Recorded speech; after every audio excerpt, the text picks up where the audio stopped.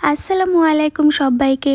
দেখতে দেখতে 5টা রোজা কমপ্লিট হয়ে গেল। চলো আজকে ইফতারিতে কি কি রান্না হবে তোমাদের সাথে শেয়ার করি। প্রথমে হবে ছুটি ভাজা, টমেটোর চাটনি, আর এদিকে আলু তেঁতুকল্লা ভাজা হচ্ছে।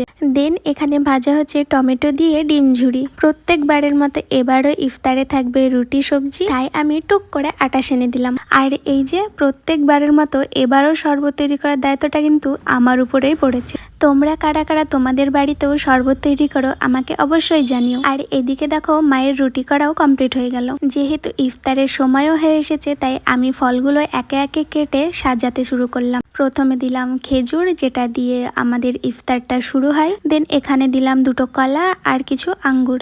দেন আমি একে একে রুটি সবজিগুলো নিয়ে গিয়ে রাখলাম। আর ইফতারে চপ, পেঁয়াজি, তেলে ভাজা জিনিসগুলো যদি না থাকে তাহলে ইফতারটা মানাই না। তাই ভাই এখানে বাইরে থেকে কিনে এনেছিল। পরে শসাটাও কেটে রেখে দিলাম। দেন খেজুর আর 1 গ্লাস পানি দিয়ে আজকের ইফতারটা কমপ্লিট করলাম।